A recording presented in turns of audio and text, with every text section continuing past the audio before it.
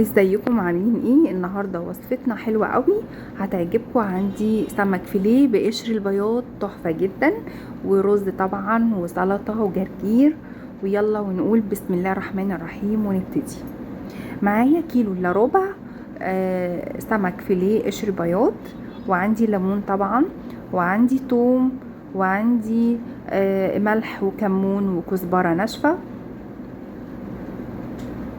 ومبدره الدقيق بتاعي بنفس البهارات بتاعتي، ملح وكمون وكزبره ناشفه. تمام، بس كده. هنحط المقادير كلها مع بعض، اللي هي الخلطه، الثوم والليمون والملح والكمون والكزبره. احطهم واخلطهم مع بعض كويس قوي. لازم تحدقي السمك بتاعك حلو، اديله ليمون حلو، اديله ملح حلو، الطعم بتاعه هيبان فيه وهيبقى تحفه جدا معاكي. لو انتي ما اديتوش الخلطه بتاعته ليمون حلو وملح كويس، الطعم السمك مش هيبان. فاهماني؟ السمك بالذات بيحتاج ان هو يتبل كويس، ياخد ليمون حلو عشان طعمه يبان وتحسي ان انتي بتاكلي سمك حلو. طبعا احسن نوع في السمك الفيليه هو قشر البياض، تحفه جدا. بتجيبيه بتخليه، خلي الراجل يخليهولك، وتقطعيه سلايس كده او شرايح كده، هو سميكه شويه علشان خاطر ما تتحرقش منك في الزيت. اهو زي ما انت شايفه كده. هحط كل المقادير بتاعتي على بعضها، خلطتها، وهنزل بالسمك بتاعي، واخلي الخلطه دي تتوغل جامد جدا وجوه اللحمه بتاعتي. زي ما قلتلك لازم حلو، ليمون كويس، ياخد ليمون كويس، ياخد ملح كويس. وطبعا انا بخلطه كويس وبروح مدخله التلاجة عشان ياخد من طعم التتبيله ساعه ساعتين، هيبقى شغال معاكي حلو قوي. طبعا انا قشر الليمون ما برميهوش، لان انا بستفاد منه بحطه في الزيت وانا شغاله علشان ريحه السمك. ادي بصي انا خلصت اهوت، وخد وقت ساعتين تقريبا في التلاجة. هروح بقى مبدراه بالدقيق كويس قوي،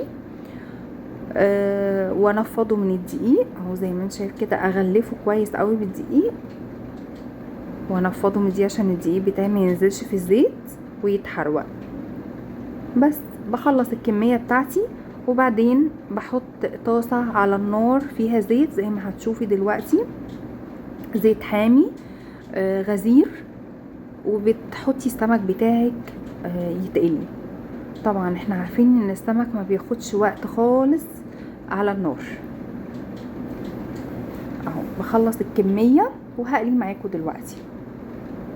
بس خلصت الكمية بتاعتي وهقليه في طاسة على النار اهو.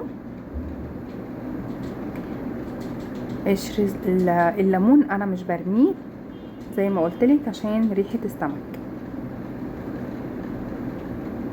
طاسة على النار اهيت، حطي السمك بتاعك. لازم الزيت يبقى حامي طبعا، عشان حتى كمان الاول طاسة دي بالذات بتاخد وقت شوية في السوا، فعلشان كمان السمك ما يتحرقش منك، فالزيت يبقى حامي بتاعك، مش هيلزق السمك في الطاسة بتاعتك. طبعا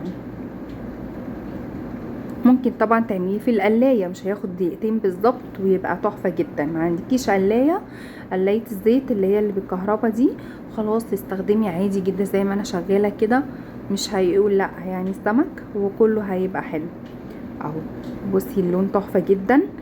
زي ما قلتلك انا بصفي بعد كل طاسة بصفي الزيت بتاعي دوت وبنضفه خالص، علشان يبقى السمك كله زي اول طاسة زي اخر طاسة بالظبط، يبقى لون واحد زي ما هتشوفيه بعد ما اخلص. كل ده بصفيه اهو. بصي صفيته وشلته خالص، وحطيت زيت تاني نضيف، وبكمل بقية القلية بتاعتي اهو زي ما انت شايفة كده. ليه بقى؟ علشان خاطر يبقى كل السمك لون واحد، يبقى لون الذهبي الحلو ده زي ما بتشوفيه في المحلات. بس واعمليه مع شويه رز ابيض حلوين، شويه سلطه خضراء، وشويه جرجير حلو قوي. مش عايزه رز، ممكن تجيبي عيش بلدي وتحطيه في سندوتشات، كل واحد ياخد شريحه كده في ساندوتش، وسلطه طحينه وسلطه خضراء عليه، بيبقى تحفه جدا وحلو قوي. ادي السمك اهو خلص تحفه جدا، لون الذهبي الروعه ده. وعندي طبعا شويه رز ابيض حلوين والجرجير وسلطه خضراء. يا رب تكون وصفتي عجبتكم النهارده، واشوفكم على خير، واشتركوا في قناتي. باي باي.